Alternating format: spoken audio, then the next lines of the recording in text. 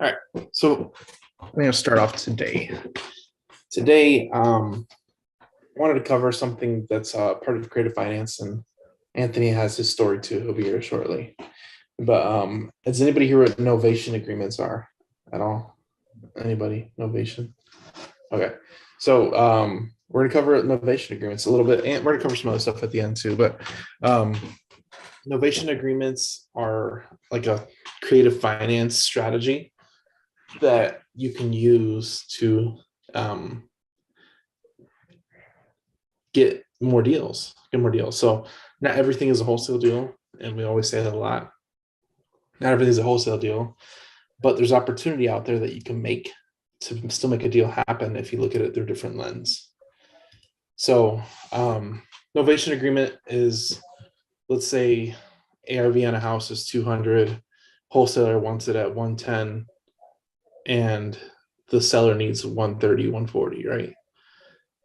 There's still opportunity there to be made if you can negotiate the right terms. So it's not necessarily subject to where you take over the person's mortgage, but an novation agreement is where you make an agreement with the owner to take partial ownership of the property, and you can bring in your own funds to rehab the property and then close and then pay out your spread.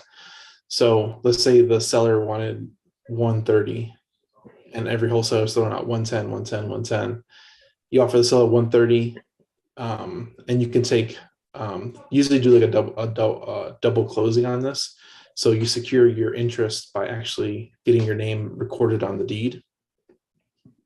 And from there, you just record that anything over 130 is my money. We'll pay all the closing costs, all the agent fees, all that stuff. We'll bring the money to rehab it. We'll do all that stuff if you agree to 130. If you agree to 130 as far as the total purchase price. So that's kind of an idea of what we do. So if you can negotiate the upfront amount of what they're going to get paid out, you can bring in the rehab money.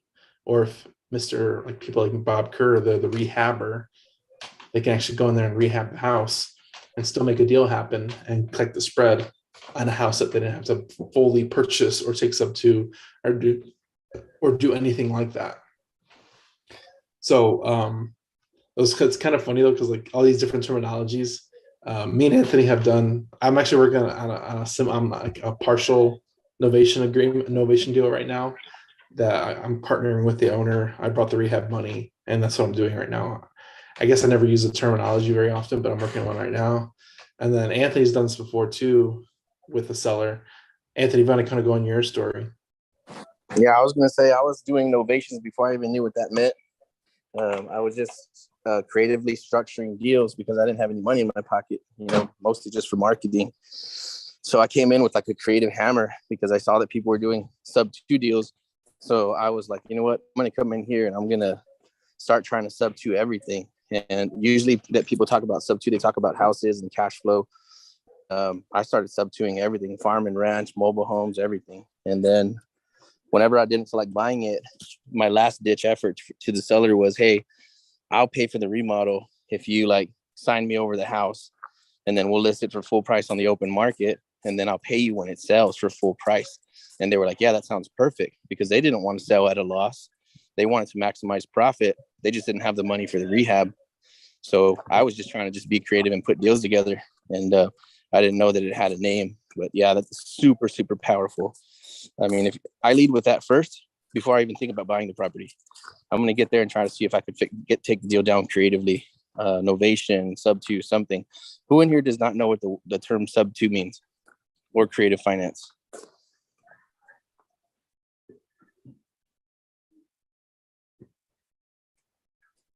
Nobody wants to admit it. Yeah, we have a quiet crowd today. I still don't understand the novation, but we can come back to it. But sub 2 creative, I get. So all the novation is it is a creative strategy where the seller they pretty much give you control of the property temporarily so that you can do what you have to do to fix it up and get it sold. As far as I know, title. Yeah, I was going to say, they don't even transfer the title over to you. It just protects you on paper that you were the partner that did the deal. So it does, I think, and I got to ask some more questions because I'm still learning too. I think Daniel knows more about me than on novations, but it doesn't look like your company sold it at all. You were just a partner in the deal.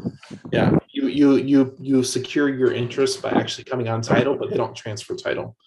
So they just file paperwork that you're coming on as title as a part owner, and then you just have a signed agreement stating whatever their payoff is, agreed paid off once it sells. So both parties agree that you're going to sell the property. They have the property, you have the funds and rehab ability. So you bring in the rehab ability, they provide the property, and then you essentially joint venture with the homeowner directly or property owner. And it's only on houses. I mean, you can do this with ranches and land too. I mean, that's the beauty about all these creative strategies. You can use them on any type of asset class. I have a question. Go ahead, Jessica. So say if they agree to this term, one is their contract, but two, once they agree to this term, is there any way that, usually in let's say Jacksonville, there's older people, they are very, very, cautious when it comes to the older, they can actually have that reverse. So I know that you can take this form if it's an agreement and file it so that they don't run away with, you rehabbing their property. Now, do you ask them to leave at that point? So this is a question. That's a great question. I recently, like I said, I was in another mastermind class and they're talking about this. What he would do was he would put them up into a Airbnb or help them live in with family or something to that effect. And he would put them up for that 2-month period while they rehab the house. So let's say it's a 45-day rehab. He would ask them to move out. Hey, I'll put up the Airbnb money. You can go stay at this Airbnb across town or right around the corner. And while we rehab this house, we're both knowing that we're going to sell the property. So you can use the funds to buy wherever or transition or move where you're going to go. So they need some type of living situation. If they're owner occupied, they need some type of living situation to move into temporarily till you rehab the house and sell it. Okay, that makes sense. Because then you gain control if they're not on the property. Anyway.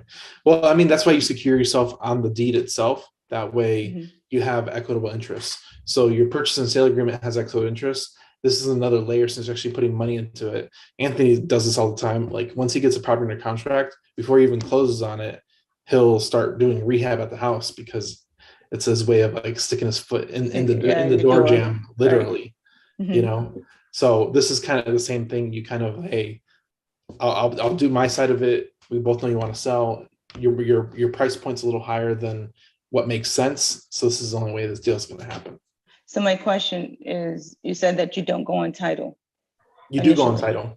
You do? Okay, because I did hear someone say you don't go on title because that's where I'm like, how do you control the deal?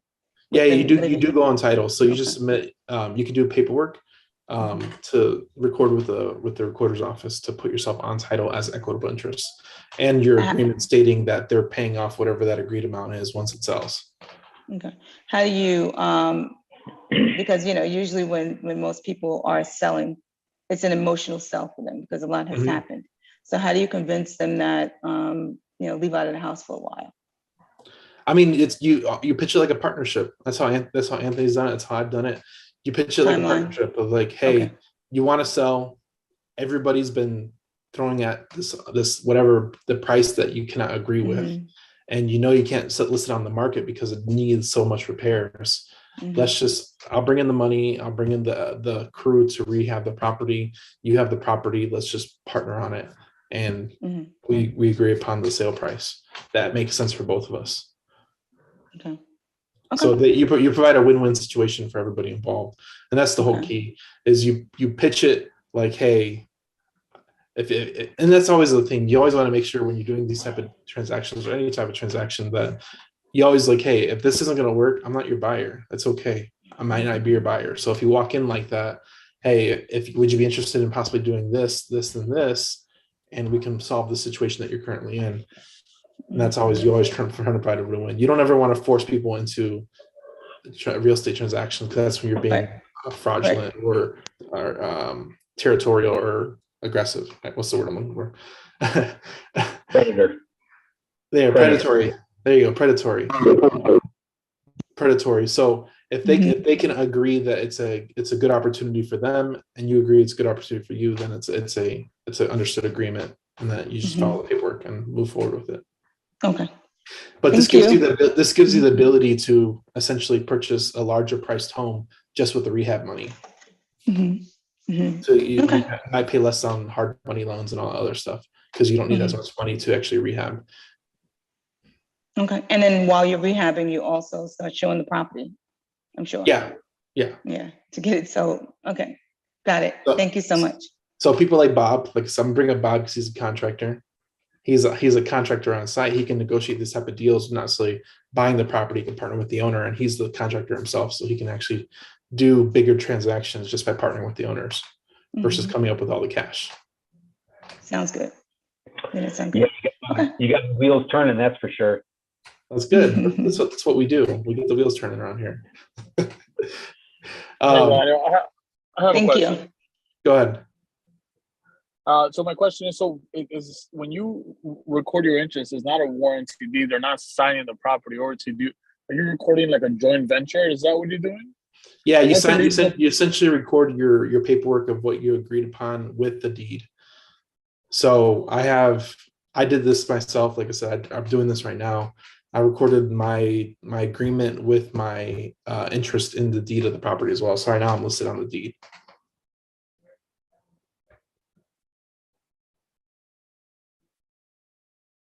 Okay. All right. So but it's recognized in the court, like God forbid, like the seller tries to sell it underneath you. Would I'm it still on the protected? deed. Yeah.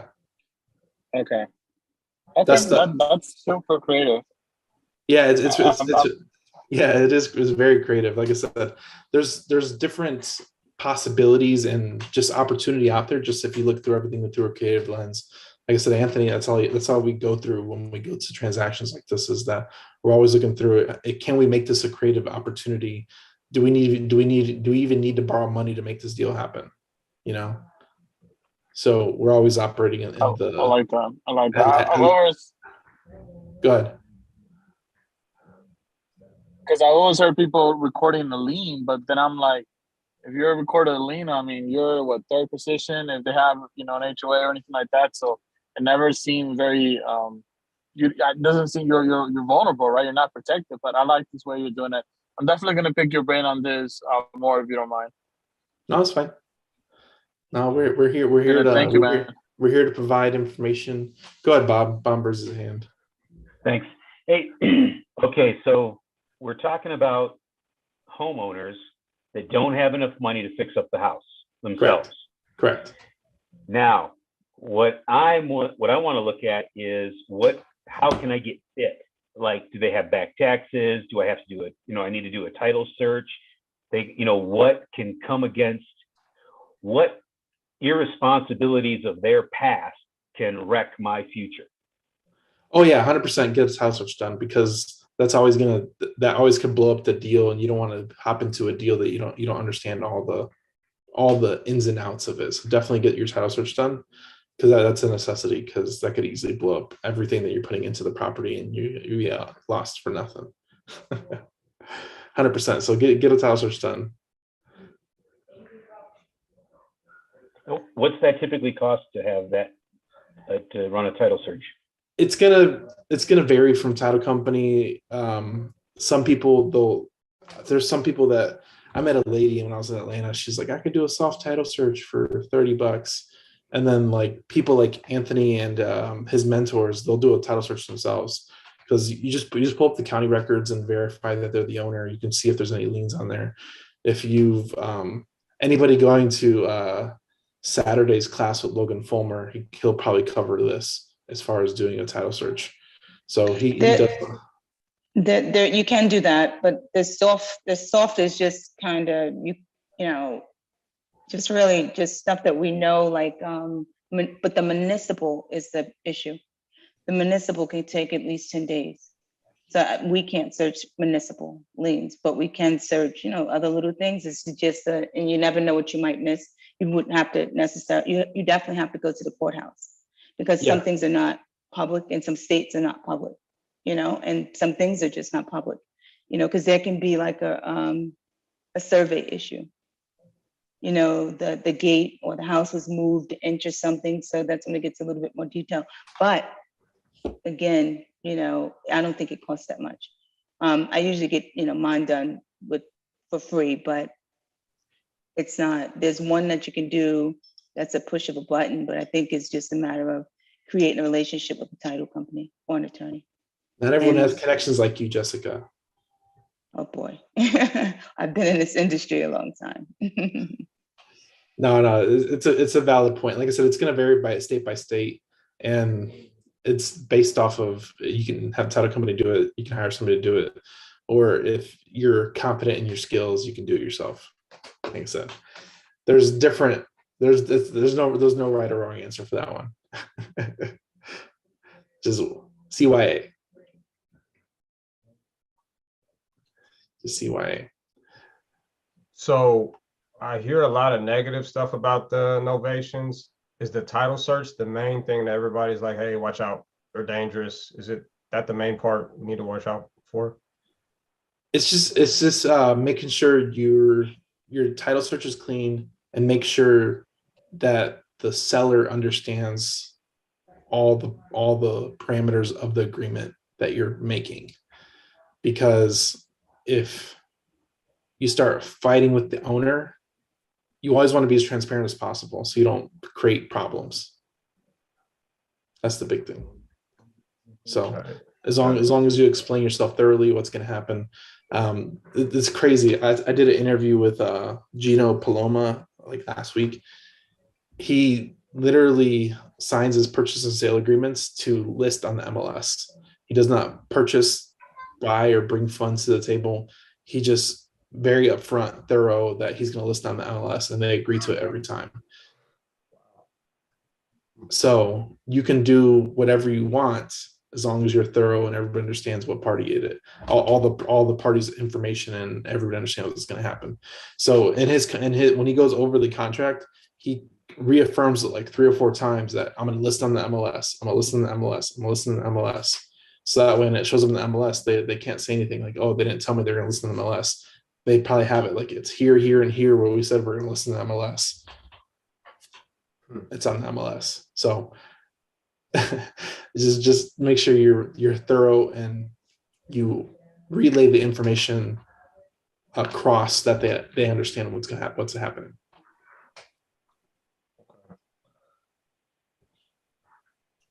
So I can tell you guys a fun story about why a seller would do that. Go ahead, Anthony. Yeah, so what I try to do, like Daniel said, is I want to take control of the property. But I want to make one thing very clear right now, is that in this business, you have to have so much integrity, right? And integrity means, will you do the right thing when nobody's looking? Because in real estate, there's a lot of opportunity for you to not do the right thing, right? Because some people are in tight situations, and we come in as professionals to see what we can do to help them navigate out of that situation. Sometimes we get paid for it, sometimes we do not. But if you're always acting with integrity, then there's nothing shady about this business, right? So it sounds like, oh, well, that's weird. Why would somebody just give you their property for you to make profit? But it happens every day, right? And it depends on the level of service and of value that you provide to the deal, depending on how much you would make out of that property. So right now, we send out a contract for a guy that has a farm for $2.6 million. We offered him $100,000 down, no payments, no interest for 18 months. And then in 18 months, we have a balloon where he gets paid. So that means I have a year and a half to sell that property, but it's going to cost me $100,000. And he's fine with it. He said, send it over. So we made the offer, and he ghosted us for a year. We didn't ghost us. I mean, we stayed in light contact, but we didn't hear back for a year. And finally, after 1 year, he says, okay, I think I'll do it. Send me the paperwork, send me the new dates. I'm ready to rock and roll. So we went and walked the property. And yeah, we're looking to send over 100 on a $2.6 million deal. And we have a year and a half to sell it and make profit. No payments, no interest. So those deals are out there. Like I said, it just really depends. I think the main thing that I always bring up, and I don't know if it sinks in or not, but yeah, I always have to be marketing. And I think the only thing I care about or think about is the rate of marketing that I'm doing. And if that's always top of mind, then it seems like I'm always getting in front of different opportunities at a very high rate. So that just went out this morning. And then I get on another call with a guy with 350 acres. And plenty of wild animals, high fence, barn, house, water tanks, water wells, miles and miles of water piping, everything. He has it listed for like 1.1 right now, which is a steal, right? Because it has like $2 million worth of development on it. I just offered him 975 and he took it. But I said, my terms are, I'm going to give you 100 down and I'm going to pay you off in 12 months. No balloon. I mean, no payments, no interest. So I just gained control over like $4.6 million worth of real estate with 200,000. So again, it's nothing special that I did, but it's just positioning yourself in front of the right opportunities over and over again. And then the cool thing is that no matter what size deals you're working, it's the fundamentals that are going to make all. I think fundamentals can be its own phone call, but operating with integrity, practicing the fundamentals, then I don't even care what size deal it is. Like, I honestly don't. I have one today that I sent to Junior Octavio, and I said, man, let's just sell it for $1,500. Let's move on to the next one. Let's not waste any time. So there's something to be said about, smaller deals, doing those in between, and then focusing on some larger deals, but it's all the exact same fundamentals. John Alexander talks about this all the time. So what's it going to take for them to allow you to take the reins of that property? For some people, it's $5,000. Some people, it's $50,000. Some people, it's nothing. Sometimes being bold, sometimes not having anything to lose. So Elizabeth asked him, hey, what's stopping you from signing this paperwork? And the guy's just like, golly, like, wow, you're good. He was really impressed that, a young girl asked him that. And I was too. I'm so proud of her. She's come so far. And then he says, yeah, I got this guy back here wants to buy it. This person over here wants to buy it. And this guy has a big corporation. And I said, hey, man, let me tell you something. He's like, what? I said, you don't want to sell to somebody that's already rich. I said, you want to sell to somebody that's just beginning. I've been in it for 3 years. She's been in it for 1 year. I said, we're the ones that need the help coming up, and getting our lives better. I said, and you have the opportunity to provide that. And we have a solution for you. I said, so why would you make your neighbor richer? He's already filthy rich. I said, we're just getting started. We're just kids. And he was like, I like that. I said, it's good for your karma. He said, I believe that. So being bold, man, putting them on the spot too. Like, come on, man, help me out here. Throw me a bone. Don't be afraid to ask, right? Because maybe he never thought about it that way. Right, but I'm gonna put it out there. I want to deal. We're not gonna be shy to ask for the sell. That's good. I met my piece of dick. 2 cop cars just pulled up on side. Anyway. Okay, so yeah, be bold. Don't be afraid to ask. You have nothing to lose. There's a lot of strategies in there, but it's crazy how much opportunity can be created just by being creative. So much opportunity. It's crazy. Anthony's doing stuff like that for $4 million, possibly under contract with $200,000. So think about this too. The beauty about land is that when you lock up properties for 12, 18 months, guess who gets the appreciation for the next 12 to 18 months? The person that put it under contract. So if you could put a property under contract and they want $1 million, and it sounds crazy that they want $1 million, or it's a little overpriced. Yeah, ask for like a three-year option on it. It might be worth it in 2 years, So there's no wrong answer. There's no, just being creative and understanding the market. You can make money in it if you just keep your head out, stand for the opportunity, and look at everything, man. Look at everything like with opportunity. I think we did that. We did that for a property, right, Anthony? We locked them in a contract for like 12 months. There's one right now that we've had under contract for going on 2 years. Oh yeah, see, 2 years. So you can ride the appreciation train all the way up. So don't be afraid to ask. A lot of people think the seller's going to say no, but you just got to ask. You never know. You never know what they'll say if you don't ask. Anybody else have any questions pertaining to what we talked about? I know we kind of covered a lot over the last 30 minutes or 25 minutes. Hey, Daniel. Go ahead. Yes, I was listening, being transparent with the seller. What if you actually have it under contract that the buyer is actually going to be marketing this property on the MLS and they signed it, is that still okay, right? Or do you still have to reiterate yourself, hey, before we sign, I'm going to market this on the property, I'm going to market this land on the MLS. Is that okay if I just put it on the contract? Because they usually read it. Yeah, if they agree to it, and that's usually where, if you have an agent on your team or if you're an agent, as long as they agree to that you can list on the MLS and other marketing tech strategies, it should be fine. Because usually how they word it in there is that, hey, we may list on the MLS and we may use our other marketing channels to market this property if we in turn do not buy it, or there's some like type of wording in there that they put in there that if we can't sell it, we'll buy it. Because there's a lot of people that do that too.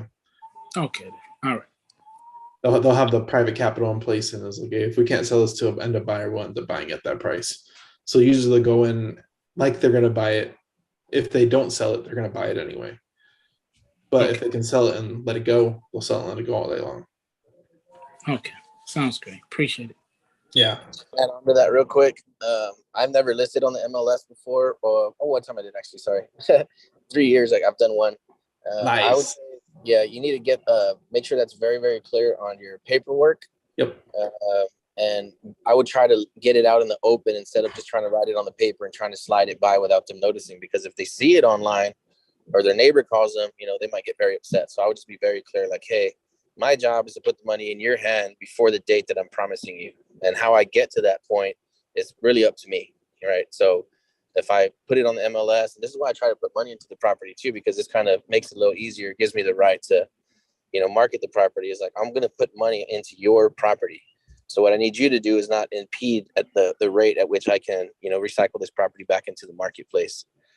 So I think as long as you're very clear about what you're doing, then it's a pretty simple explanation to say, hey, I'm going to put a contract on this property and then remarket it in the future. And then one thing I want to more bump is what Daniel said, is that even if I push them to an agent, I'm not an agent, maybe I'll get licensed someday, maybe it'll become law or something. But I think that as long as you push it to an agent who's in your network, right? Like in the hive mind, it's people that we love and trust, then you have that property within your reach. That property is now inside of your sales funnel for free. So you'll say, here's what I'm going to do. I'm going to have my agent friend call you, because I don't list properties. I'm going to have them list it for whatever number you want. I don't care. Get as creative as you want, right? But for some reason, if it doesn't sell like in 30 days or 90 days, my cash offer is still good, right? So then you got them inside of your funnel now. You're taking care of them. You're providing service. There's a million reasons why, if they're trying to go for maximum dollar, that you might want to help them. Okay, sounds good. I appreciate it. Yep. Anybody else have a question that they would like answered? I've got a question. Go ahead. Okay, so in terms of what you guys are just talking about with the listing on the MLS, so let's say that we do get signatures and everything like that, and we list it. Is there like specific verbiage that you guys use, or specific exits, like saying, we're going to take the overage for, we're going to give you X price. We're going to take whatever the overage is, or, just like what you were saying, we'll buy it. Is there any other contracts that you do to make them feel comfortable to say, yeah, go ahead and list it on the MLS? What I do is I'll do what I really love, my favorite go-to, and maybe there's a better way to do it. It's I'll have them give me a warranty deed with a vendor's lien on it. So I just explained to the gentleman today is that I'm going to give you whatever number gets you whole again, right? So if the guy's in a $100,000 jam or a $500,000 jam, tell me what number gets you whole again. And they'll tell you every single time if you ask it like that. And they'll say, I need $100,000. I need $80,000. Some will say, I need $500. Right? What number gets you whole again that buys me some time to move this property? So I'll try to match up a relevant number, whatever they need in their life. So I'll say, hey, like today, I'll give you 100,000, and then I need 18 months to work my magic. And the guy's like, yep, that's perfect. That's great. And I even offered to pay the mortgage. And he's like, nope, I'll pay the mortgage. So, it worked out, couldn't work out better, but that's what I give them. It would be a warranty deed with a vendor's lien, and this is not legal advice, talk to an attorney, and then they get paid at point of sale because they have a lien against the property. So they're effectively the bank now on the property, and I'm the owner. So that protects them, so that when you sell it, they get paid from title. I don't have to pay them anything. That's fantastic. So, and like I said, it's just, if you're stuck at any point to make this offer, this is where as long as they're somewhat open to it, don't lay it all out like, hey, I want to list on MLS, and don't dig yourself a ditch. If they're possibly open to a creative offer and they're willing to sell, get Anthony on the line. That's what he does. He's very good at negotiating opportunity like that. So, and here he knows how to explain it to a seller that it makes sense for them. The whole reason why a seller will not sell to you is because you haven't made it clear your intentions, your purchase, your whole transaction process. You haven't made it clear to them. So there's mistrust. So if you can lay it all out in a thorough manner that it makes sense to them, you're going to get the deal every time. Perfect. Yeah, you have to be you have to learn how to explain it to a kid like they've never bought or sold real estate before. Oh, Okay, so I've got a question. Just go ahead, Bob. so I do a lot of Facebook stuff, posting up on Facebook, looking for buyers and sellers. So what would your pitch be in, like, one sentence, or your tagline be like, hey, I want to fix up your house and then pay you later. Like, how would you word that?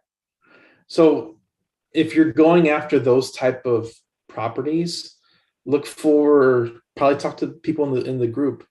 Hey, do you pretty much ask for their dead leads? What leads did you make an offer and they said no, that price doesn't work, and then you burned it? Then you contact them. Hey, are you interested in possibly? I'm sure you've gotten offers at a low price point that you said no to and didn't make sense. What price makes sense for you? What amount of money you're looking for? I know that the property needs repairs. You're probably not get the amount you want. What makes sense to you? And you just go negotiating from that point on. So you're not looking. If you're looking for those deals specifically, you have to be more targeted. So you're probably better off talking to a lot of Hive users and see what offers have they made and that were denied, and then they send it to you, and you're talking to those people, and that'll probably give you better results quicker. Cool, thank you. Yep, that'll probably give you better results quicker, just because you're targeting the right people. For whatever reason, the wholesaler made their offer, and now you're talking to somebody that hasn't sold for whatever reason, and everything sells eventually. So if you follow up long enough, and you're the right person that they talk to, you're going to get that contract. Plenty of opportunity out here for everybody.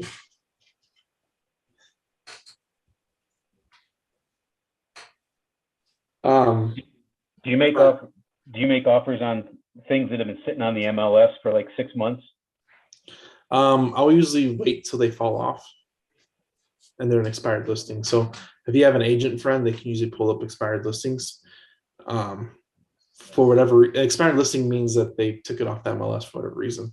So that means that they wanted to sell, whatever reason didn't sell, and now it's expired. So those are usually good lead opportunities if you have an agent that can pull that list for you.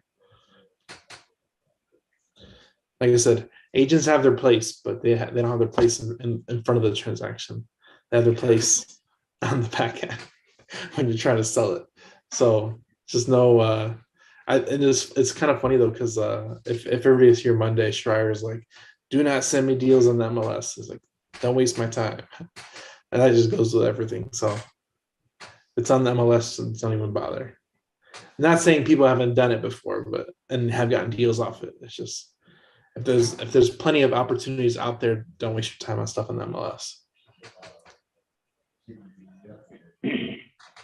So everybody has like a scarcity mindset that there's only that one deal that's going to change your life that's out there, but there's thousands, to be honest. So just gotta keep your eyes open for the opportunity out there and just keep it moving. Don't get hung up.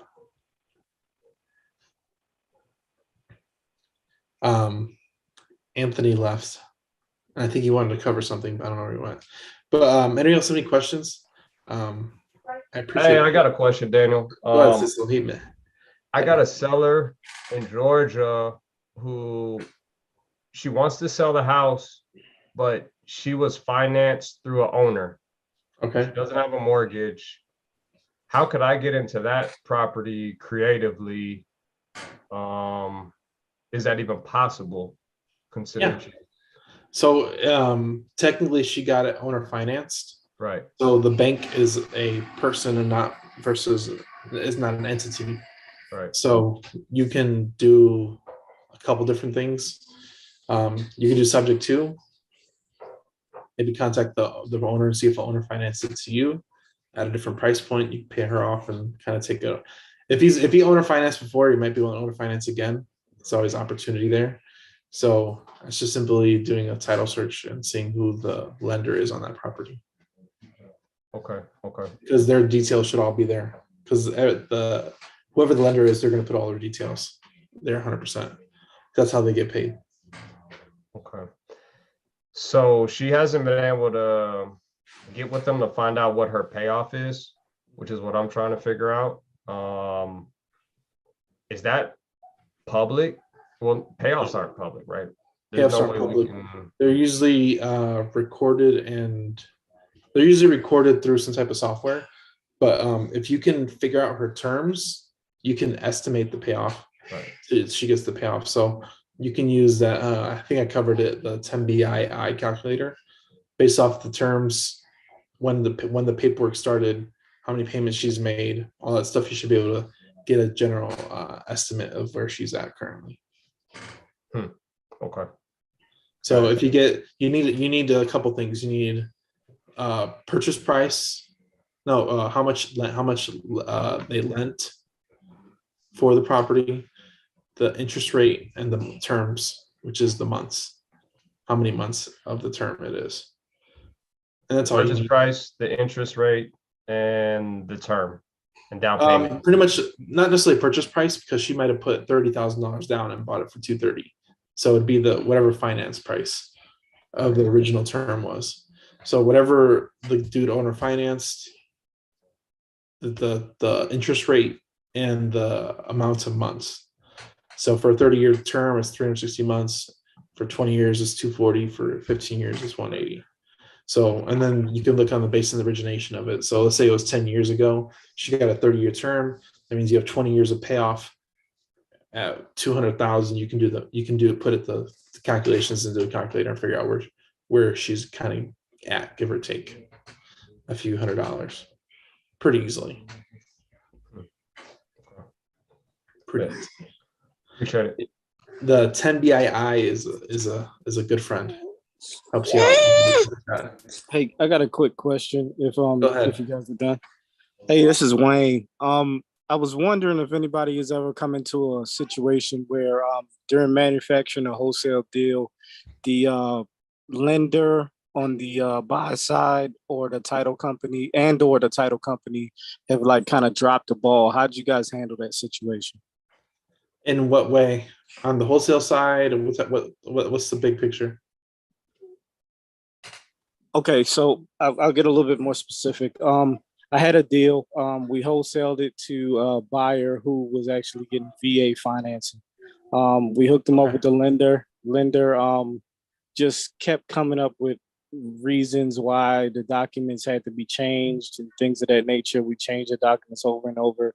We ended up having to do probably about 5 extensions. And then when it came down to title, title basically just dragged their feet and kept coming up with stuff. I ended up having to call the county registrar myself and walking through on the phone with him to get it recorded. And then once it was recorded, there was another issue at title. They wouldn't send the packet back to get it fully funded. and the owner wanted to hold the keys, and it was just a mess. And I've been dealing with it for like the last 3 days, and I was just wondering if there's anything else that you guys have came across that you can use to kind of like hold everybody, make everybody be accountable, and fit a time frame so that it doesn't discredit your name with the seller or the buyer. So you're kind of in a tough spot. So if the transaction completed and there was an issue, you can file a claim against their insurance because they always have title insurance.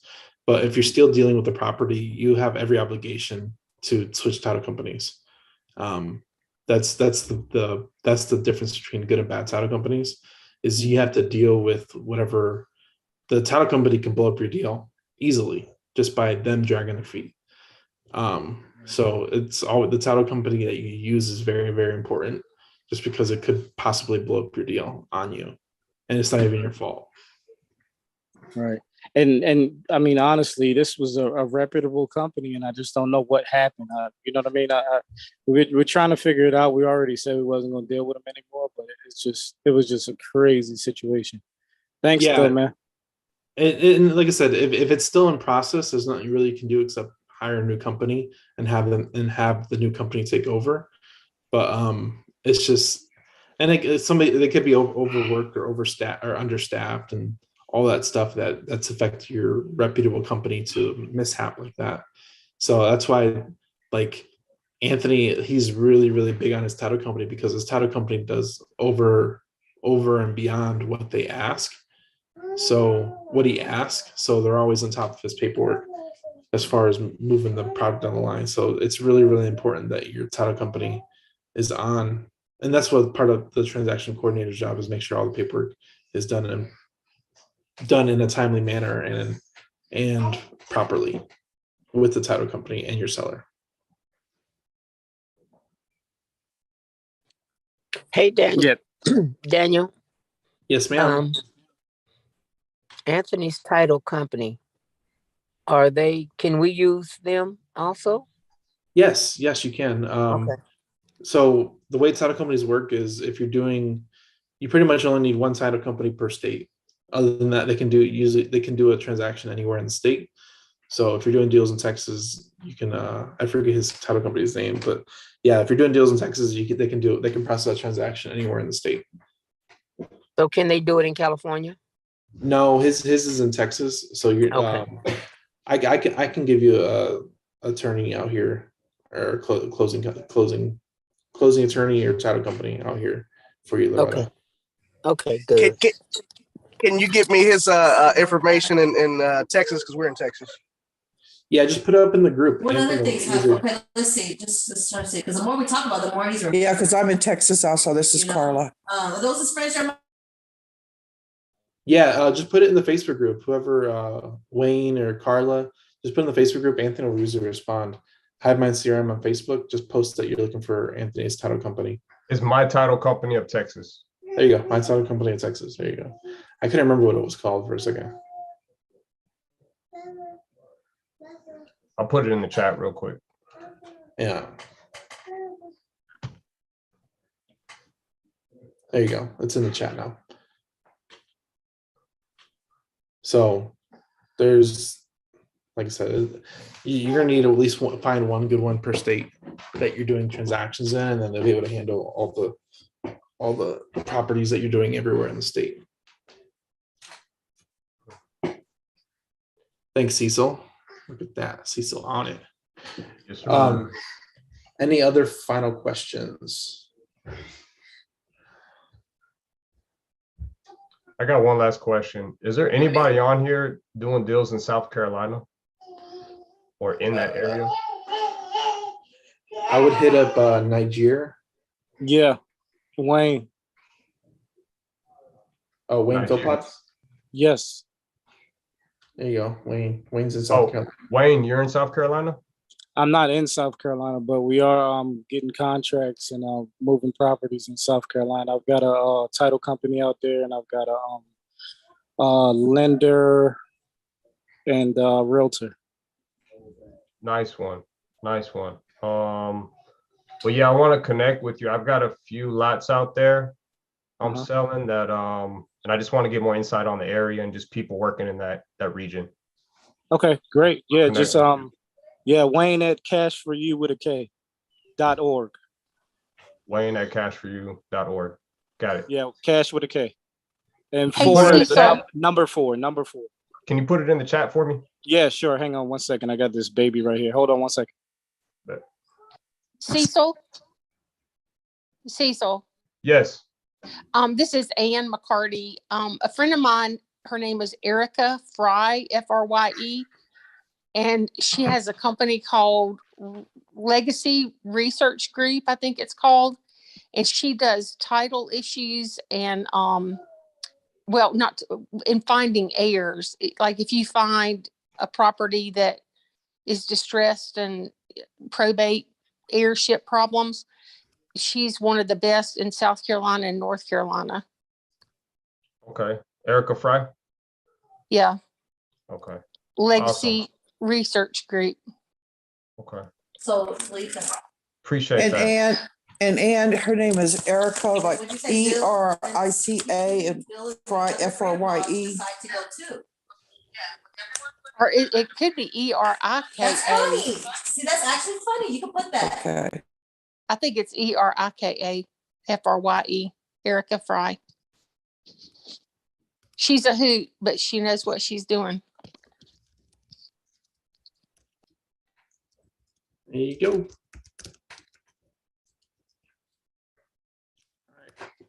So yeah, there you go.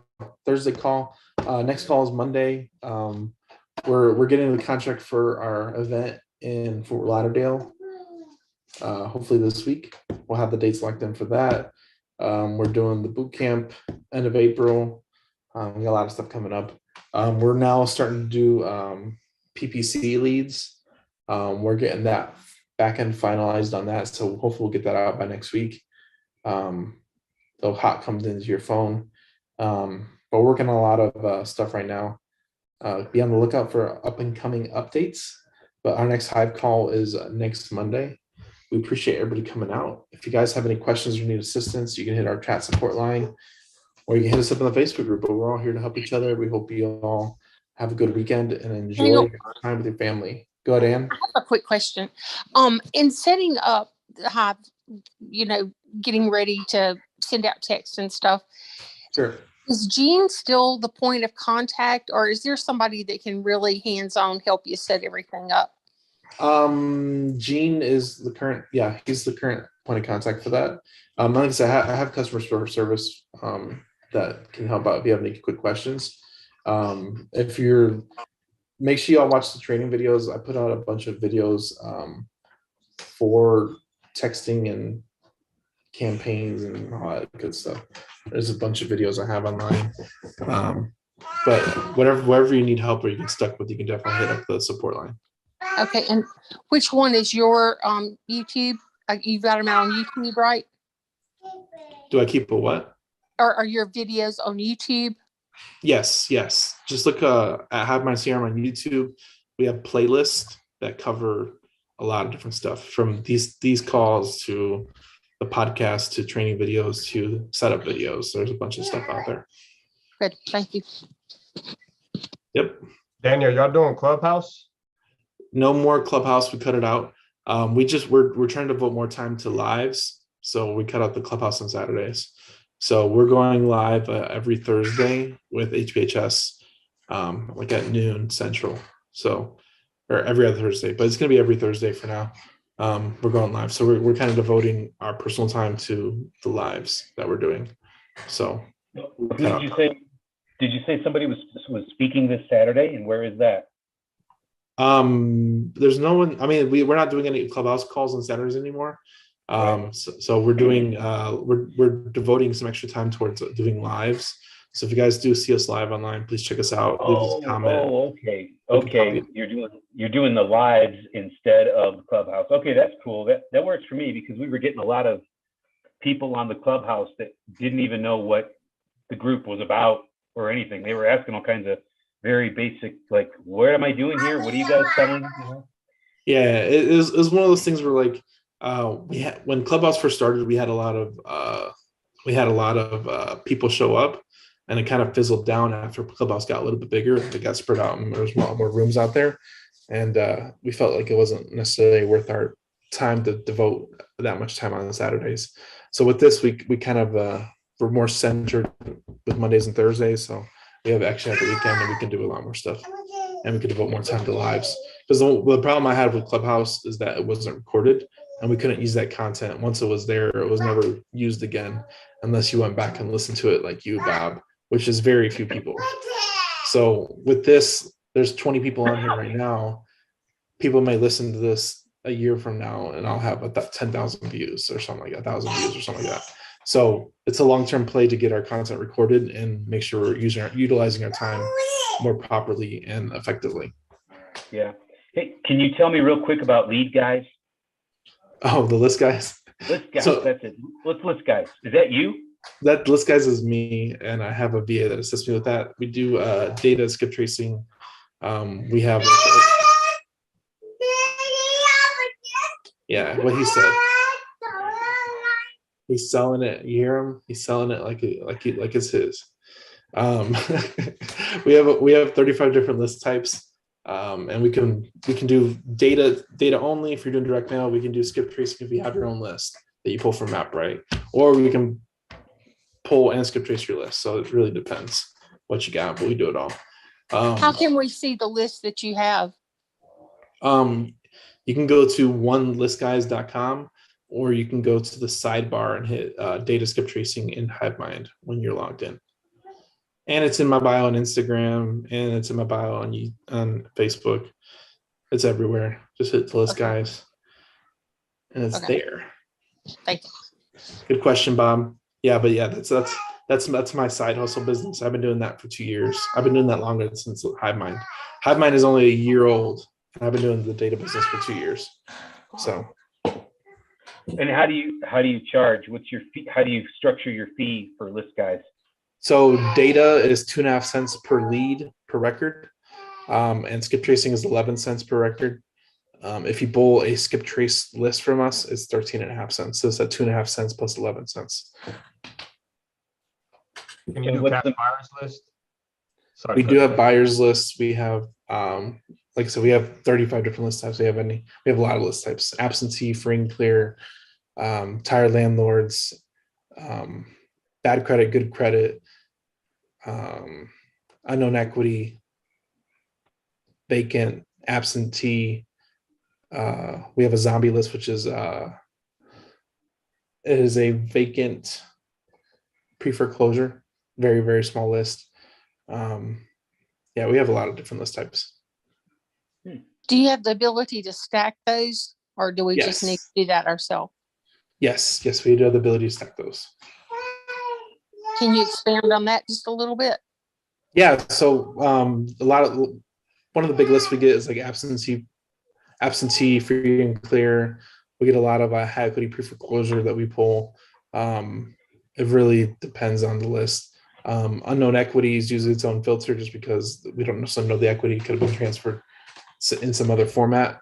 There's really a lot of different it's stacked on the website too. Some of the pre-built stacks are already there to choose from. You can kind of just pick and choose and submit your request, and my team will follow up with you. Great. Good questions. All right. Happy Thursday. Enjoy your weekend. We will see you on Monday. Thank you. Thank you. Yes. Thanks, Daniel. Thank you. This was great. Thank you. Thanks, guys. Have a good night, everyone. Bye.